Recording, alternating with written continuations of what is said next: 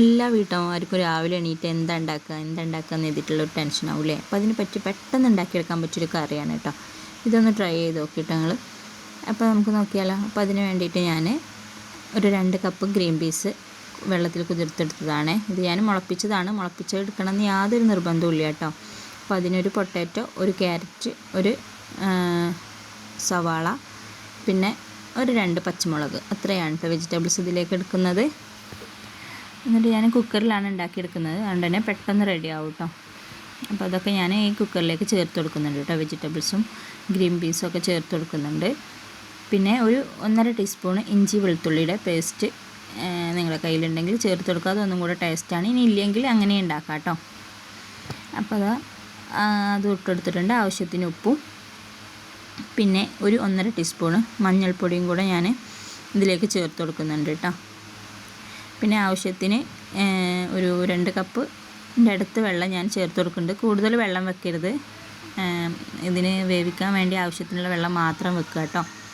എന്നിട്ടൊരു 3-4 വിസിൽ അടുപ്പിക്കുക. കൂടുതൽ വെന്ത് ഉടയും വേണ്ട, എന്നാലും നന്നായിട്ട് അത്യാവശ്യം വേവും വേണം. ആ ഒരു രീതിയിലാണിത് വെന്ത് കിട്ടേണ്ടത് കേട്ടോ. ഞാനിപ്പോൾ ഒരു 3-4 വിസിലടിക്കുന്നുണ്ട് കേട്ടോ.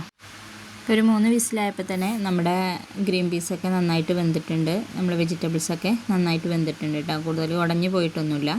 അപ്പോൾ ഇതാ ഇങ്ങനെ ഒരു രൂപത്തിൽ കിട്ടിയിട്ടുണ്ട്. ഇനി അതിലേക്ക് നമ്മൾ ഒരു തേങ്ങയുടെ പാലാണ് കേട്ടോ ചേർത്ത് കൊടുക്കുന്നത്. നിങ്ങൾക്ക് നല്ല ലൂസായിട്ടാണ് കറി വേണ്ടതെങ്കിൽ നമ്മൾ അത്യാവശ്യം വെള്ള രൂപത്തിൽ തന്നെ ആയിട്ട് തേങ്ങാപ്പാൽ ഒഴിച്ചു കൊടുക്കുക കേട്ടോ. അതല്ല നിങ്ങൾക്ക് കുറച്ച് കട്ടിക്കായിട്ടാണ് വേണ്ടതെങ്കിൽ അധികം വെള്ളമൊന്നും ചേർക്കാതെ തന്നെ നമ്മൾ തേങ്ങാപ്പാൽ എടുത്തിട്ട് ഇതിലേക്ക് ചേർത്ത് കൊടുക്കുക. ഞാനിപ്പോൾ ഇവിടെ എല്ലാവർക്കും നന്നായിട്ട് കറി വേണം കേട്ടോ. അപ്പോൾ അത് കാരണം ഞാൻ നന്നായി ലൂസായിട്ട് തന്നെയാണ് കേട്ടോ അപ്പോൾ നമ്മുടെ ഈ കറി ഉണ്ടാക്കുന്നത്. അപ്പോൾ ഞാൻ ആ തേങ്ങാപ്പാൽ ഞാനിതിലേക്ക് ചേർത്ത് കൊടുത്തിട്ടുണ്ട്.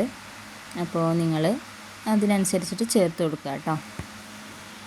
ഇനി ഇതൊന്ന് ചൂടാക്കുക. കാരണം തിളപ്പിക്കരുത്. തേങ്ങാപ്പാൽ പാർന്നതിന് ശേഷം കൂടുതൽ തിളപ്പിക്കരുത് കേട്ടോ. തിളപ്പിച്ച് കഴിഞ്ഞാൽ അത് പിരിഞ്ഞു പോവും. അപ്പോൾ ഒരു ഇങ്ങനെ വരുമ്പോൾ ഓഫ് ചെയ്യാം. അത്ര ചൂടാക്കിയെടുത്താൽ മതി. ഇനി ഇതിലേക്ക് ഒരു വെളിച്ചെണ്ണയിൽ കടുക്, കറിവേപ്പില, അതുപോലെ ഉണക്കമുളകൊക്കെ കൂടെ ഒന്ന് പൊട്ടിച്ചിട്ട് ഇതിലേക്കൊന്ന് ഒഴിച്ചു കൊടുക്കുക കേട്ടോ. അപ്പോൾ ഇത്രേ ഉള്ളൂ. സിമ്പിളാണ്. അപ്പോൾ എല്ലാവർക്കും ട്രൈ ചെയ്ത് നോക്കാവുന്നതേ ഉള്ളൂ. പിന്നെ ഇത് ഇരുന്ന് കഴിഞ്ഞാൽ ഒന്നും കൂടെ കുറുകി വരും കേട്ടോ. അപ്പോൾ ആ രീതിയിലാണ് നമ്മളിതിലേക്ക് തേങ്ങാപ്പാൽ ഒഴിച്ചു കൊടുക്കേണ്ടത്. അത് ശ്രദ്ധിക്കുക. പിന്നെ ഇത്രേ ഉള്ളൂ.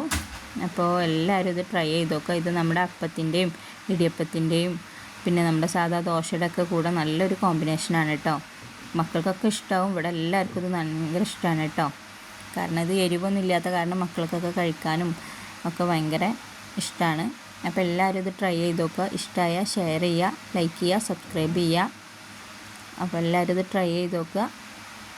എന്തെങ്കിലുമൊക്കെ നിങ്ങൾക്ക് ഇഷ്ടമായാലും ഇല്ലെങ്കിലുമൊക്കെ നിങ്ങൾ കമൻറ്റിൽ അറിയിക്കുക കേട്ടോ. എല്ലാവരും ഇത് ഒരു വട്ടമെങ്കിലും ഒന്ന് ട്രൈ ചെയ്ത് നോക്കുക കേട്ടോ. അപ്പോൾ ഇത്രേ ഉള്ളൂ. എല്ലാവരും സപ്പോർട്ട് ചെയ്യുക. നിങ്ങളെ സപ്പോർട്ട് ഉണ്ടെങ്കിൽ മാത്രമാണ്, ഞാൻ വീണ്ടും പറയുകയാണ്, സപ്പോർട്ട് ഉണ്ടെങ്കിൽ മാത്രമാണ് ഞങ്ങളെപ്പോലുള്ള ചെറിയ യൂട്യൂബേഴ്സിനൊക്കെ മുന്നോട്ട് പോകാൻ പറ്റുള്ളൂ. അപ്പോൾ എല്ലാവരും സപ്പോർട്ട് ചെയ്യുക. വീഡിയോ ഫുള്ളായി കാണുക.